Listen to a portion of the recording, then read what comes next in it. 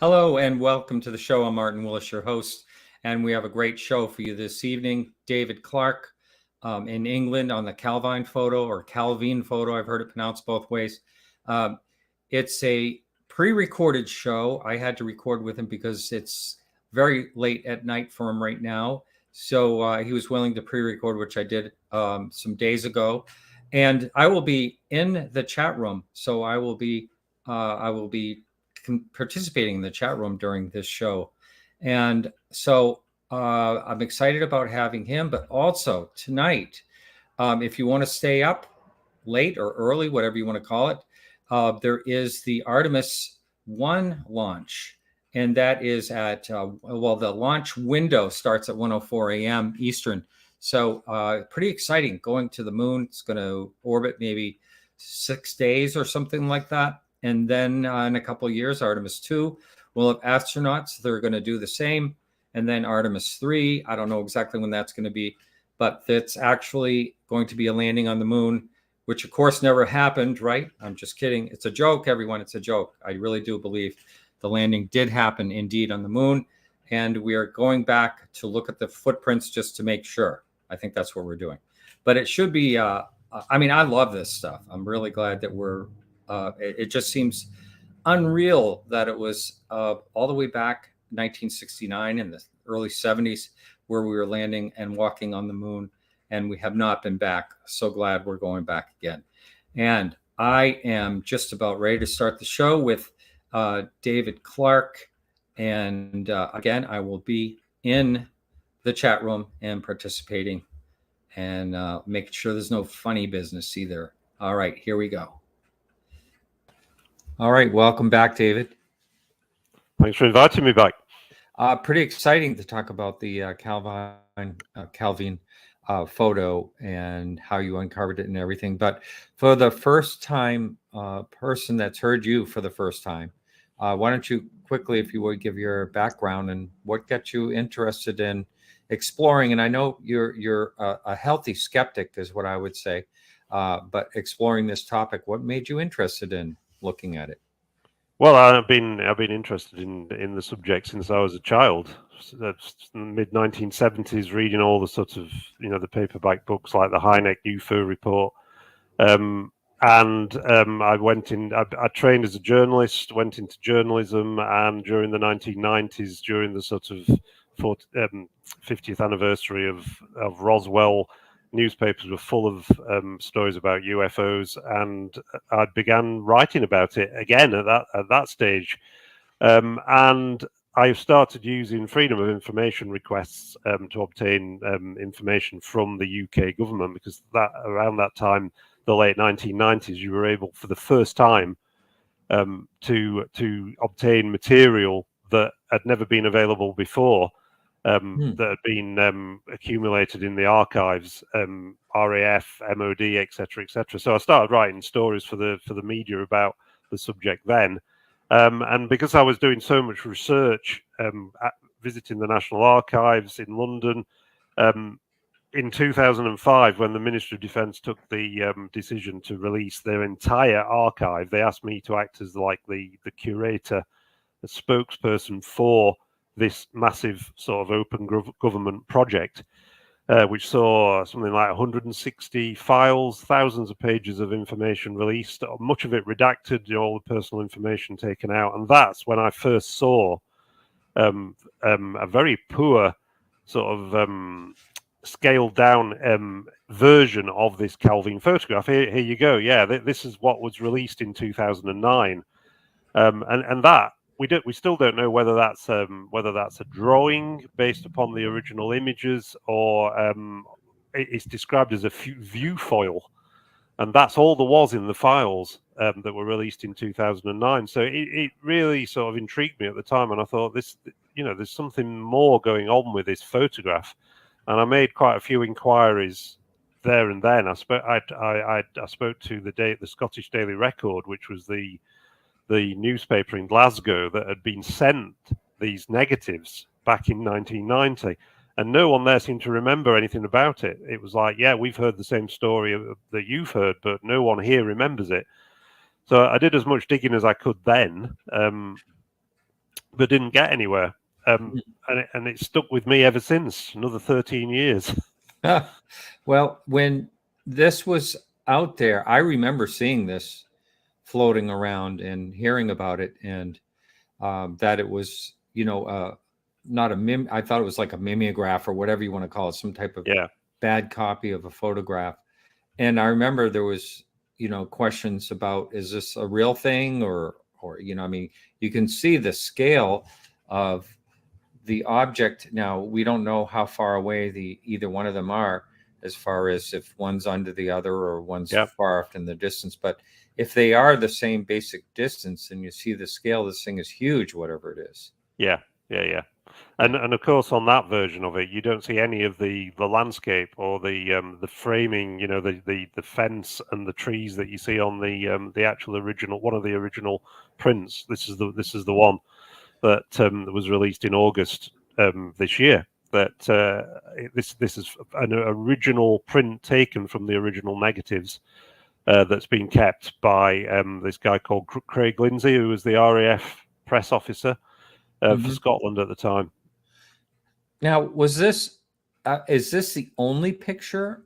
I mean, you would think that there would be several pictures taken of an object like that if the photographer had time.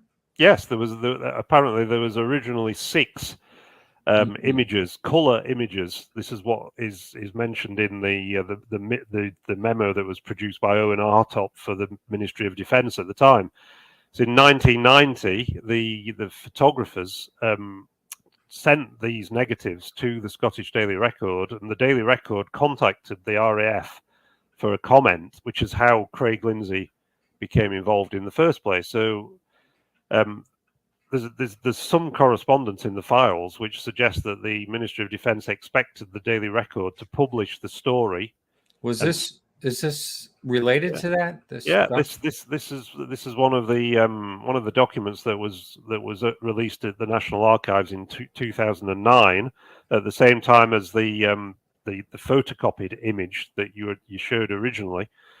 And that basically is a briefing by the UFO desk officer for the defence minister and the departmental press office, basically saying the Daily Record have got these images. They've got 6 colour images showing this UFO being shadowed by what appears to be a Harrier jet. And they're expecting the newspaper to publish the story imminently. And then the interesting thing, this is what I found as a journalist intriguing. The file, there's no further mention of it after that point, September 1990. It just ends there. And there's a few intriguing documents from a defence intelligence file from the following year where they're asking for a second retasking of the analysis that was done on the photographs. That by that point they'd returned the negatives to the newspaper, and all they had were these view foils, which are like overhead projections. That's what I understand a view foil to be. Oh, I see. Now, so how did you come upon the? Was it actually the photographer that you were able to connect with? No, we've never found the photographer. The identity of the photographer remains a mystery. I see.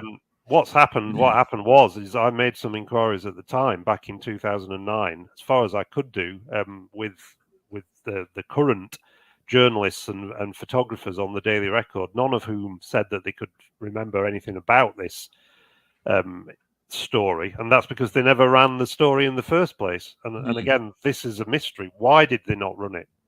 And I mean, there's so much to cover here, Martin. It's difficult to know where to start. Was it anything to do with the MoD? Well, in the UK, we have this thing called the DA notice or D notice committee, and what that is it's a thing that's run by the Ministry of Defence, and they have they have members of the press representing the print media and the broadcast media who sit on this committee with people from the Secret Services, people from the RAF, from the Ministry of Defence.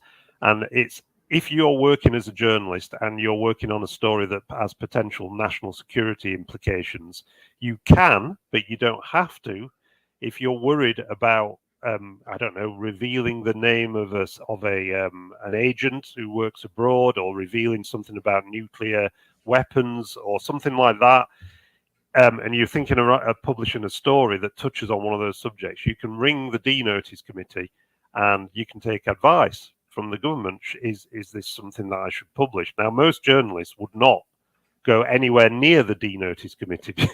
you wouldn't go there. But it exists, and it's something that was created in the Second World War or Cold War that still functions. Now, the interesting thing is, this is what we've been able to discover quite recently, is that the editor of the Daily Record at that time in 1990, a guy called Endell Laird, was actually one of the press representatives on the D-Notice committee at the time this photograph was taken. And the interesting thing, if you look at this in context, the photograph was taken on the 4th of August 1990. Now, 2 days before that, Saddam Hussein's forces had entered Kuwait, and there was a massive military operation going on. There were military aircraft carriers heading for the Middle East, and I can't help but think that there's some connection between this photograph and this event and what eventually became the first Gulf War. I'm sure any of the news would be overshadowed with what was going on with the war. Yeah. And I wonder if that's perhaps why this story didn't get printed. Well, I'm certain of it. I don't think there's any doubt that there was some kind of intervention by the Ministry of Defence that persuaded the newspaper not to publish the photograph. Because the thing about the photograph is, I mean, there's a lot of controversy about whether it's genuine or not.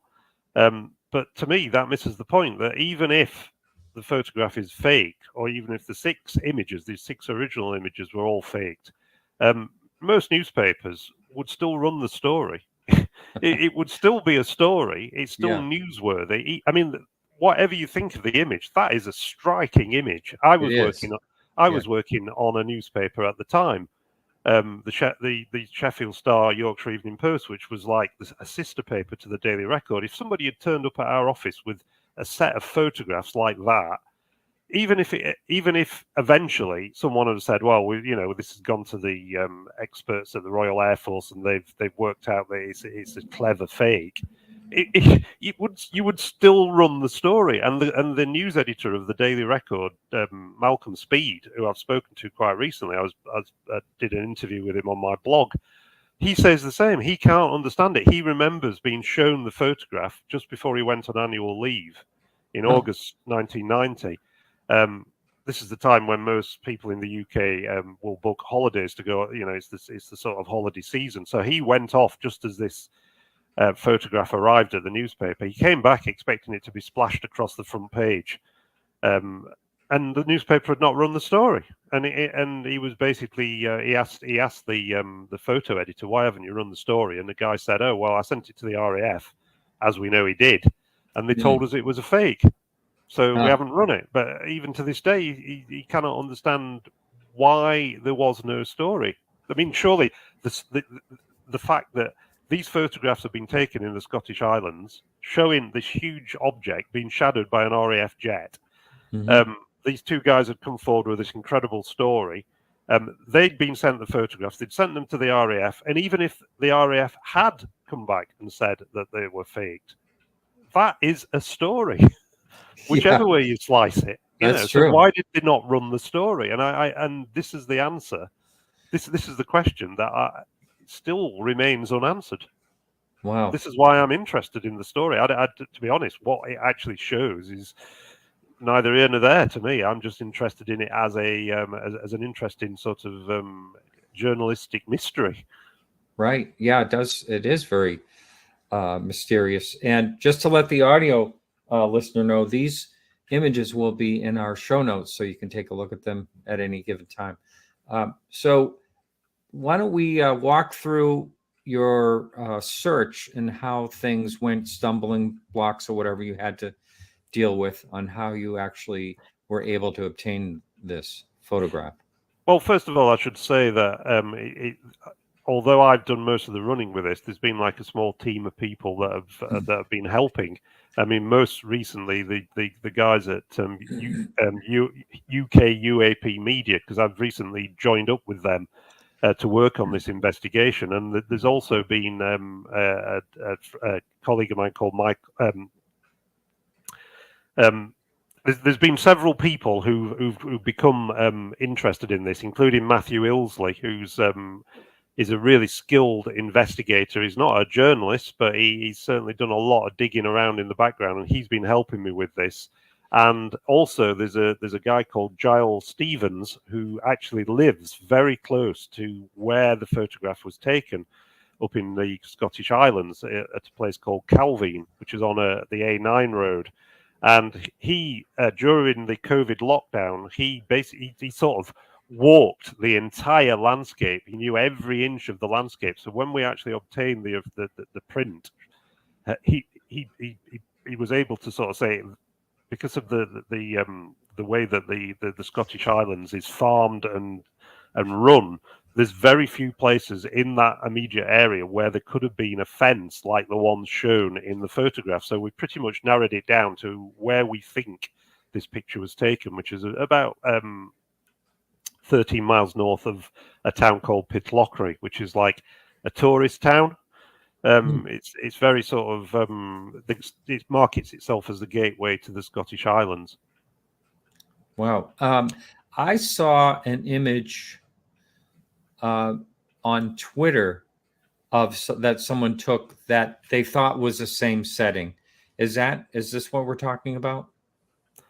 I'm not entirely sure, because there's been a lot of posts on social media, and since we've said where we think the photograph was taken, people have been out there, and they've taken lots. People have taken lots of photographs, and these have been on social media. In fact, there's been so much on social media about this. I've just had to step back from it. So all I know is what I can talk about, which is what resulted in my investigation, not what other people have done since. Well, I remember the first name of the guy because he bought a painting for me is Steph, and that he had these things. This image posted along with the image of the landscape, but you could see there were like mountains or hills. But, the fence lined up, and I don't know if the tree did, but 1990 would be a big change in the tree by now. So, but anyway, it's great that all these people are interested in trying to figure this one out. Yeah. Now, have you only, you said that that there were 6 images. Is this the only image that you have been able to uncover? Yes, because what became of the other 5 remains a mystery, because the Ministry of Defence say that they returned them to the newspaper, but the newspaper say they were never returned to them. So who knows what's happened to the originals? They may have been returned to the photographers, but because we don't know the identity of the photographers, the whole thing is just so mysterious. Yeah.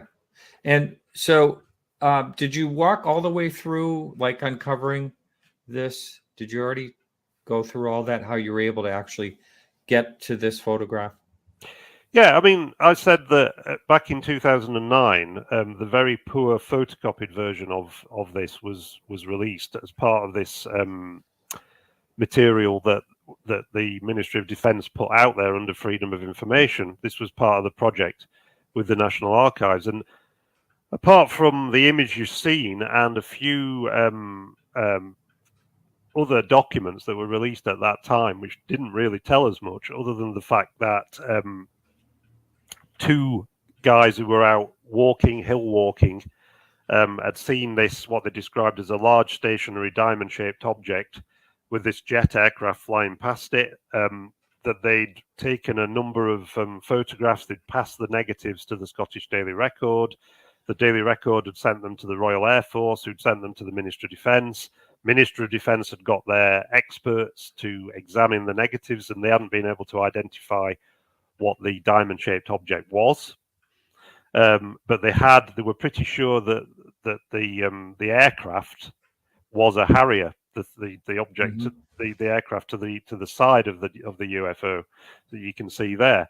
And apparently on one of the other stills there is also a second military aircraft, also believed to be a Harrier, but obviously we don't have that image, so I can't show you that.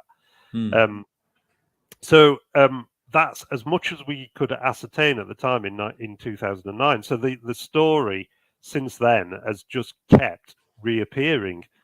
People have speculated about what could possibly be the explanation, where have the photographs gone to, and Nick Pope has done a lot of publicity about this. It's one of his favorite cases. He mentions it in his original book, Open Skies, Closed Minds.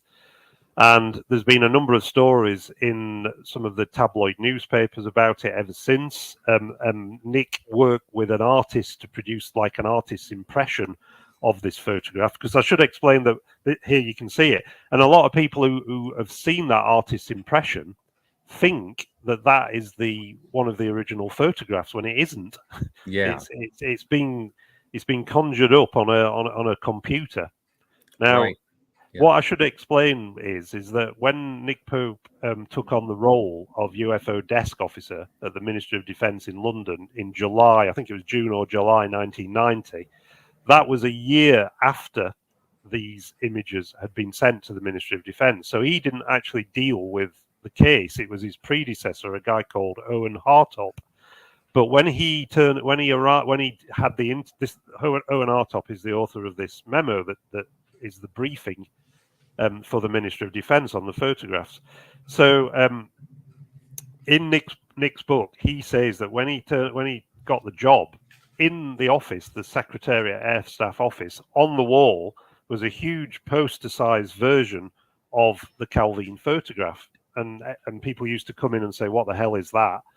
And it was a talking point in the office. Also, presumably, what he knew about it was from talking to his predecessor, Owen Hartop, and he said that this poster was on the wall for a while. It was really stunning and impressive, and at some stage, his boss, the head of the section, came in and removed it because he was concerned that it was something top secret that was shown on the photograph. And at the time, there was a lot of press speculation about this so-called hypersonic experimental aircraft that was called Aurora, which was supposed to be the successor for the SR-71 Blackbird. Interestingly, this is a page from the Defence Intelligence Staff report on UAPs that I tracked down and I got this document, huge document, 4-volume, 465 pages, that was produced in the late 1990s. Wow.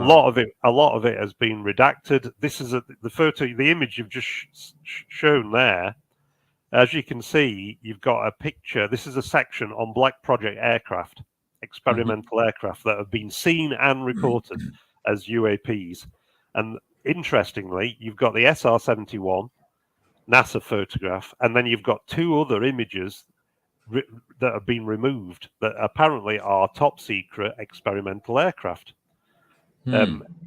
United States programs removed under Section 27 of the Freedom of Information Act, because they are that's an exemption to FOI that relates to international relations, i.e., with a foreign country, the USA. So that section of the report talks about the fact that some of these experimental aircraft, and there are two programs it mentioned specifically. These are experimental prototype aircraft, stealth aircraft of some kind, that even now, 30 years later, we're not allowed to see what these aircraft look like. So my information, and this may well be information that's false, is that what was seen and photographed was some kind of experimental aircraft. And I mean, I know that the reaction to this online has been like almost sort of incredulous. This can't possibly be true. You know, there aren't any aircraft that we don't know about that are flying around. And I just think, oh, how can anyone possibly say that?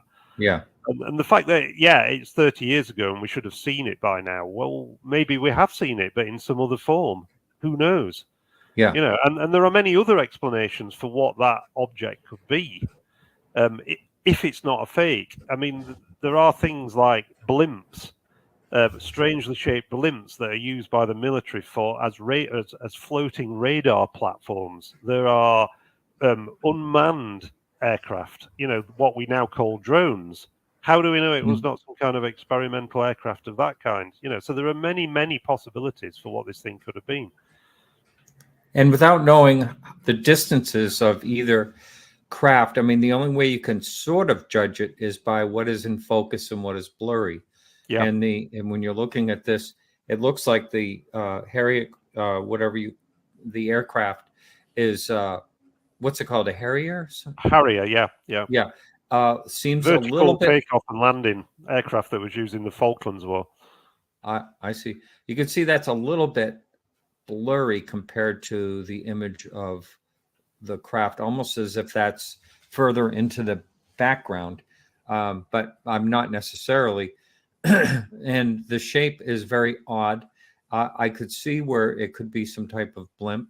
But if it was something that was propelled, it's very difficult to see, if there's, I mean, you could possibly see a wing on the side, but the propulsion part of it is unusual or mysterious looking, because you really don't see any type of propulsion, any jet or anything like that.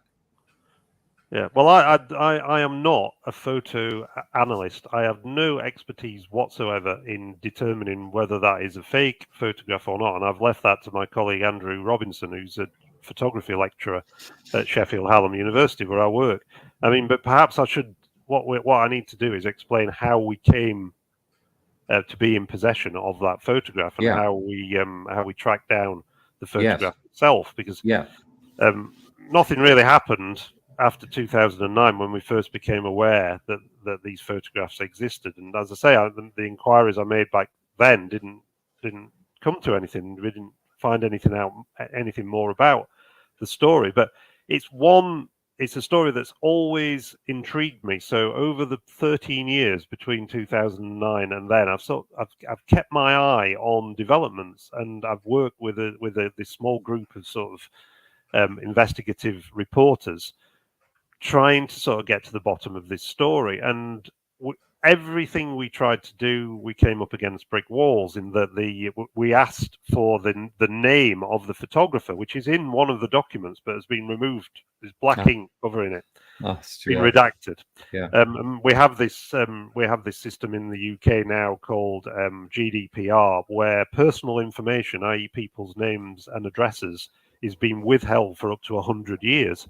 And they've applied it to all the files on UFOs that have been released since 2005. Wow! So there's absolutely no way that our government is going to tell us who the photographer is until I think it's something like 2076, when that person will be dead, and we will all be dead as well. So that's right. It's absolute madness. So in one of the documents, there's the name of the photographer, which has been removed, and then there's the name of the person who the photographs, the name of the Royal Air Force press officer to whom the photographs were sent by the Scottish Daily Record. Now, even though that person works in the civil service and is therefore a public servant, and you would think that their names should be in the public domain, the Ministry of Defence still will not release that name.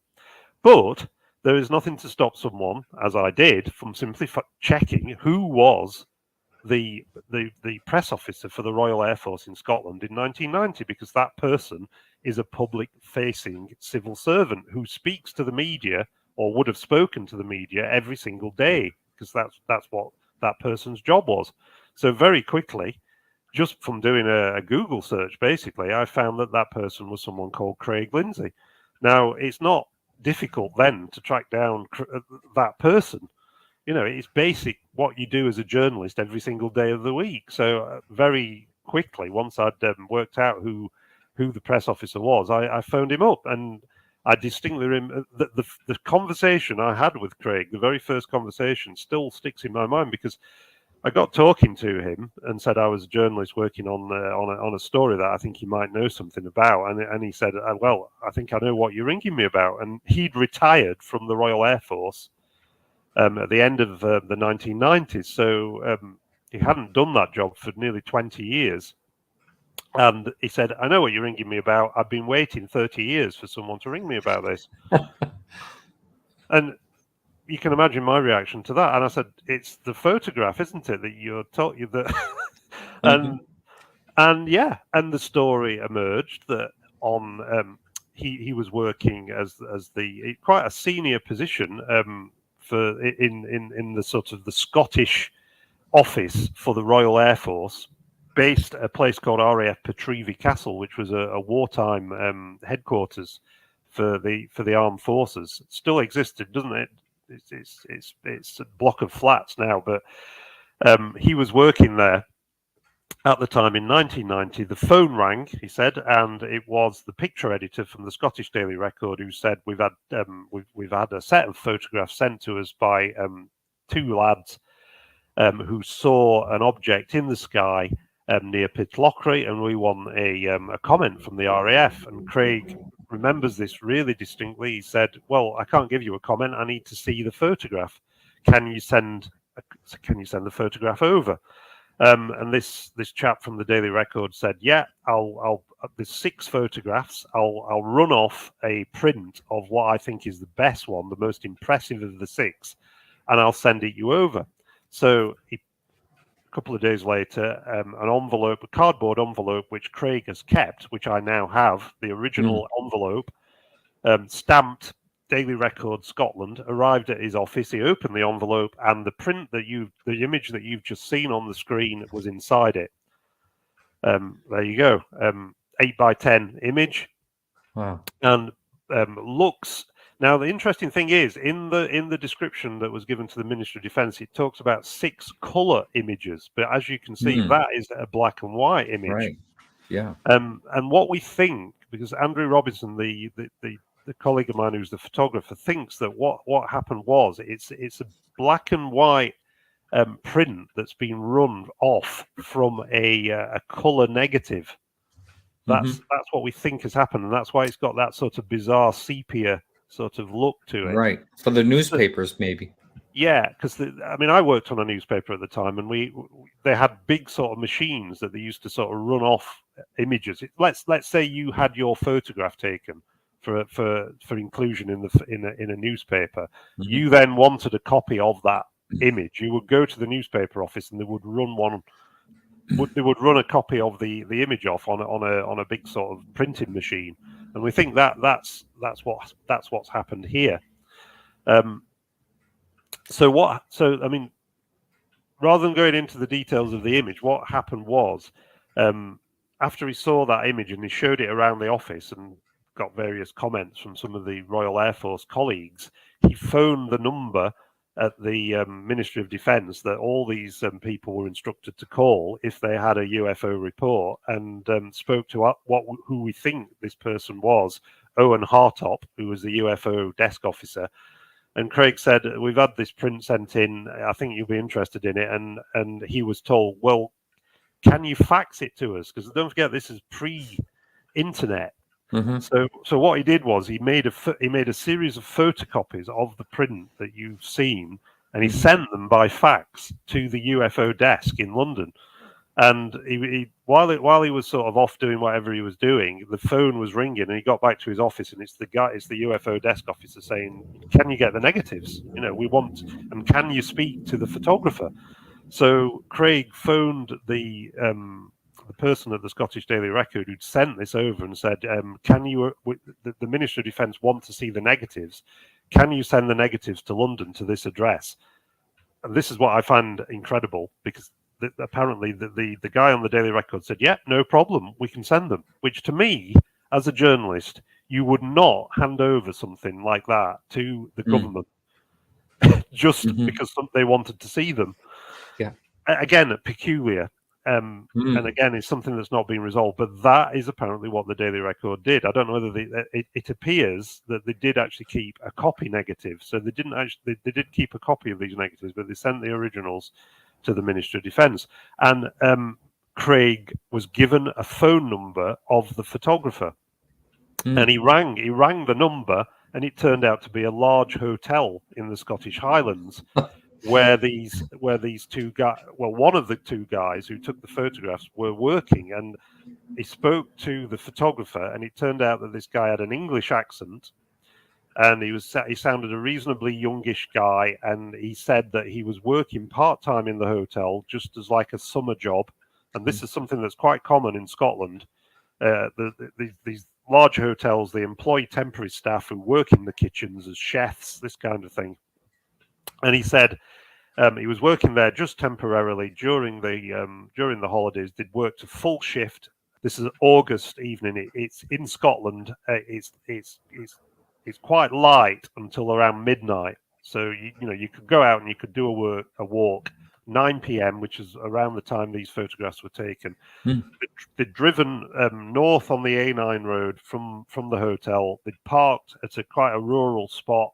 They'd walked up onto the hills, and he said that they'd gone through an area of trees. The fence that you can see in the photograph, they'd gone over this fence, which is like a barbed wire fence that's used to keep sheep,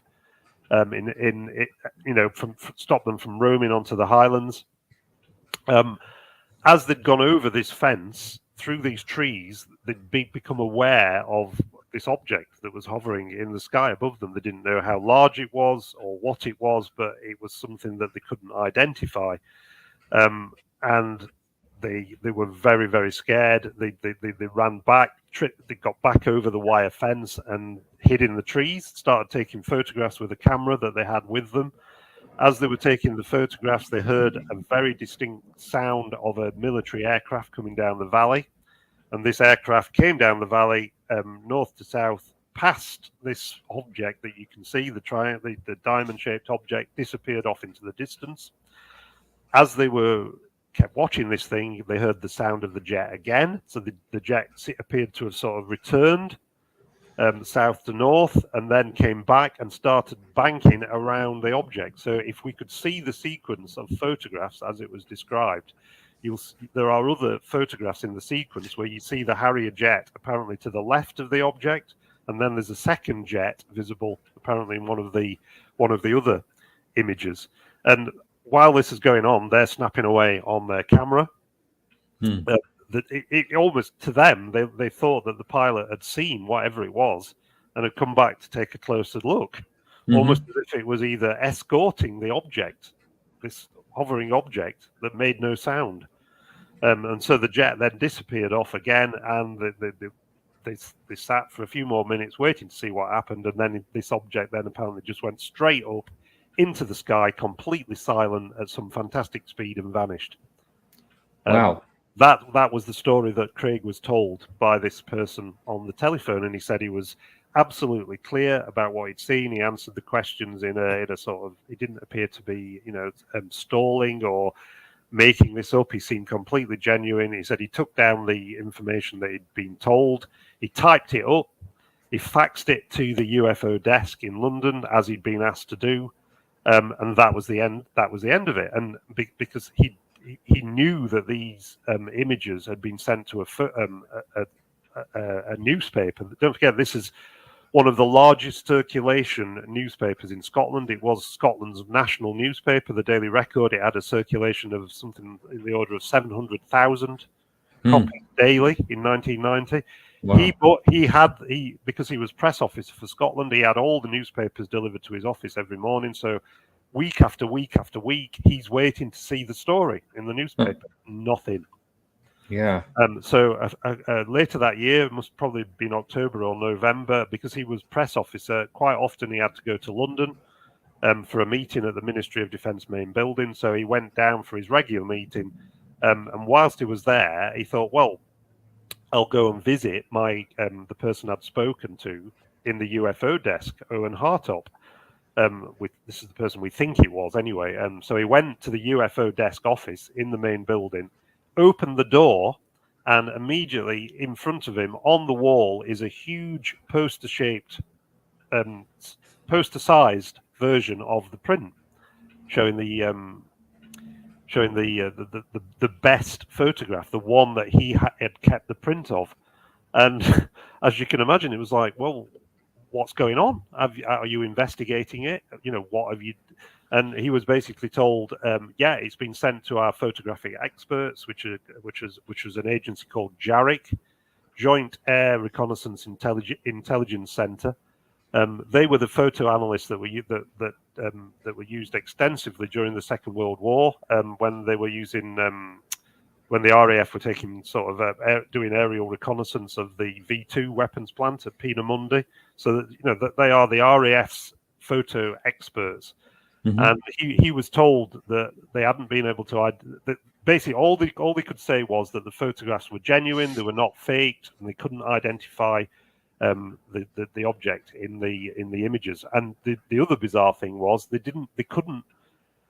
hadn't been able to find where the Harrier had come from. They'd got no record of there being Harriers in the air at that particular time and place. Wow. Which is very, very peculiar. And he was basically told, leave it to London. Forget about the story. Don't talk to anyone about it. You know, don't ask questions. Just leave it with us. And so he left. He made a few more sort of phone calls about it, but nothing appeared in the newspaper. And as far as he was concerned, that was the end of the story. But he'd kept the original print that had been sent to him by the Daily Record and the envelope in which it had arrived. So when he left the Royal Air Force in 1999 and he was clearing out his office, he found the print and he thought, what shall I do with it? Shall I throw it away? Shall I drop it in the waste paper basket? And he thought, no, I'll take it with me. Huh? And so he kept it. And he's shown it various people over the years and said, you know, what do you think of this? And everyone who's seen it has been, well, don't know, what is it? And basically, despite the fact that this story has had so much publicity, and Nick Pope has written about it in his book, and there's been all these tabloid stories about it, until I called him in the summer of 2021, out of the blue, and said, hello, I'm David Clarke. I'm interested in a photograph that I think you might know something about. I was the very first person to contact him about it in all those years. Amazing. Now, when you saw the photo in person, did you take like a magnifier and go in and try to examine it closely to see if you could see any more detail? Well, originally, he wasn't very keen on parting with the photograph. He'd had it all those years, and he was very worried about whether he was subject to the Official Secrets Act, whether by showing it to me, he would be in trouble with his former employers. You know, if this thing depicted in it was some kind of top secret experimental aircraft, he was concerned about whether he could be prosecuted under the Official Secrets Act. He also was concerned that if he allowed it to be released and published, that he would then be inundated with, you know, media people wanting to interview him about it, ufologists queuing up outside his front door, as he put it. This is a guy who's now in his mid 80s, who is retired. He's not interested in becoming a celebrity, going on talk shows, that kind of thing. So it took an awful lot of work to try and persuade him that this was an important image, that it deserved to be released to the public. And what we decided to do was he decided, because he knew, because I run an archive of UFO material, which at the university, Sheffield Hallam University, it's a contemporary legend archive where I've got various other iconic UFO images. I said, why don't you donate it to the university? We will look after it. We will make it available to the media. I will write a story on it because I still work as a freelance journalist. I can interview you. I can act as your sort of spokesperson so that you don't have to deal with the media directly. And that's how I came to write the story that was published in the Daily Mail online. Yeah. And when that came out, that kind of went crazy. I mean, I was talking about it on my show, and I tried to reach you right away. You were very busy all over the place. Inundated with inquirers, Yeah. And I think I had someone reach out also to you, and they said, yeah, I know, I'll get back to him or something like that. But so one of the questions that comes in to mind is, would there be the possibility of an experimental craft in that location? Well, it's not impossible. I mean, what I haven't said is that as well as Craig, I have spoken to a number of people who were responsible for investigating UFO or UAP, as they came to call them, incidents for the Defence Intelligence section of the Ministry of Defence, and these are people who will not speak publicly, and as sources, I can't identify who they are. And I know when you're talking about anonymous sources like that, people tend to think they're anonymous, so how can we trust them? Yeah. But all I can say is these are people who I've checked out. They are who they say they are. Sometimes you have to fall back on anonymous sources where people won't go on the record. And I have now spoken to 2 or 3 separate individuals who are trustworthy and who dealt, shall we say, without wanting to say too much that might identify who these people are, but they've all sort of confirmed that these are genuine photographs and that they do show an experimental aircraft of some kind. And they say it was a US Air Force or CIA experimental craft that for some reason was over Scotland at this particular time. Whether it was some kind of test, to see whether the UK's air defences were able to detect this thing. Don't forget, if this was an experimental stealth aircraft, this is just a few months before the F-117A, the stealth fighter, first. Well, it wasn't the first time it had seen action, but it was used in the Gulf War, bombing Baghdad. The B-2 bomber was in production at the time as well. There were a number of experimental prototypes. There were probably unmanned aircraft as well that were being tested. It could have been anything of that kind. It could even be an RAF or UK experimental aircraft that we were working with the US authorities to fly it. Who knows? But this is what I was told, and that the photograph was classified as secret as soon as it came into the possession of the Ministry of Defence, and that would explain why the newspaper never published the photograph. It would explain why the photographers have vanished, because we were told that they were spoken to, and they were told not to talk to the media any further about whatever it was they'd photographed. The skeptics who say that, being a skeptic myself, I've got to say the thing that's most surprised me about this is how close-minded some of the skeptics have been about this. I mean, the reaction I've had has been, why are you pushing this theory that this is some kind of experimental aircraft? It can't possibly be, because no such thing exists that would behave like that would move in that way, that would be completely silent. My next question was, would an experimental aircraft shoot straight up? I mean, if the photographers were telling the truth. Well, there's a simple answer to that, is that we haven't spoken to the photographers, have we? No, we don't know who they are. So you got a second hand.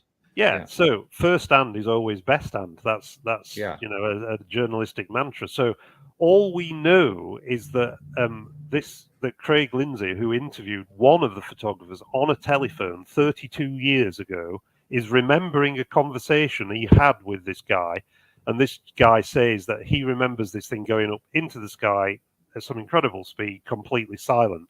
Now remember, if just before that, the object had been circled by a Harrier jump jet. Now, if you've been close to a Harrier jump jet, you would know that it makes an incredibly loud noise.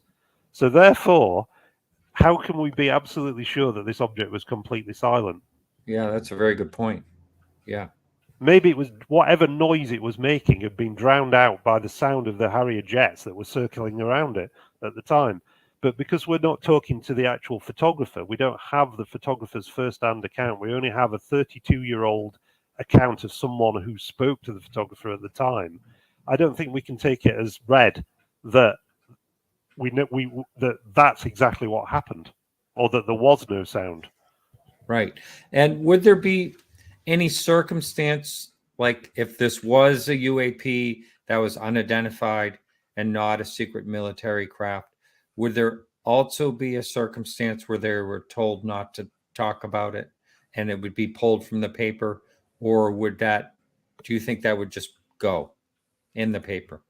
Well, I can't think of any other reason why a newspaper wouldn't publish a story like this, and I can't think of any reason why two witnesses who'd seen something like this, taken the photographs, and then taken those photographs for publication in the newspaper, that was their intention, why they would just simply vanish after doing that, and why the newspaper then wouldn't run the story, other than the only explanation that makes any sense is that something went on that was some kind of military exercise that I'm not saying that they were ordered not to publish it. It's far more subtle than that. It's the system works in just we'd rather you didn't publish it because it's a sensitive matter. That's the conversation that I think will have taken place. Yeah, it's we're just about out of time here, but it's in a way, there are some similarities to the Cash Landrum case, only because this is a diamond shaped. In that case, there were helicopters, trailing it, and that very much. I remember. I'm trying to think who it is that does all the research on the aircraft. I'm drawing a blank right now, but he's convinced it was an experimental aircraft, and there was radiation burns involved in that. And I can't remember exactly what year that was. I think that was around the same time as the Rendlesham incident, so 1980. Yeah. But the interesting thing, what I found interesting about this Calvine story is, unlike a lot of the other UFO legends like Rendlesham, it's quite simple with this story. Either the photograph and the story is false. It's a fake photograph, or it's some kind of military aircraft of some kind. I mean, I wouldn't rule out the possibility it could be a blimp, a kite, or some other unusual object in the sky. But those are, to me, there are only two possibilities. And so far, no one has been able to conclusively demonstrate that the photograph is a fake. There's been many people trying to suggest it's something really bizarre, like a reflection in a pond with the objects like a stone sticking out of a pond. But I think that's in the eye of the beholder. I think that Mick West? I'm just kidding. I think Mick West has certainly has carried that theory on his website, but I don't think he really believes that. I think the simplest explanation, if it is a fake, is that it's a small object that's suspended from the tree line that's dangling on a thread. Yeah. But I think if it's a fake, but the thing is, how then would you explain the Harrier? Now it's easy to carry off a fake like that if you've got one image, but don't forget originally there was 6 images with the aircraft in different positions around the object. So somewhere out there exists these 5 other images. And also the photographers, these 2 young guys who we believe were chefs working in this hotel. Now, what I will say is that on the back of the print that I have in the archive is the name of one of the photographers, which I've decided not to publish because I've been trying to track this person down. And I thought that was the best way to do it, because I think if we'd revealed the name, then we're going to get an awful lot of people claiming that they know who this person is. Whereas I'm waiting for that person to contact me and say that's my photograph, and then because we know the name, we can pretty much eliminate anyone who's wanting to sort of pretend to be the photographer. I see.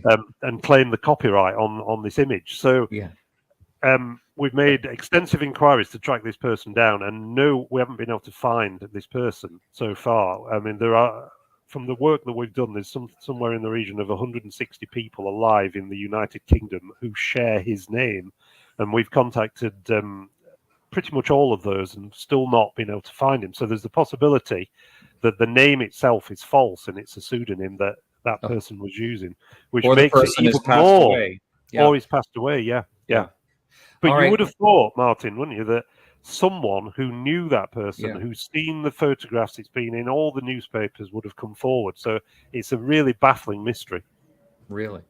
Well, thank you so much. That's it for our time today. And I really appreciate it. It's been a lot of fun. Always glad to have you back again. No, Thank thanks, you. Martin, for having me on. All right.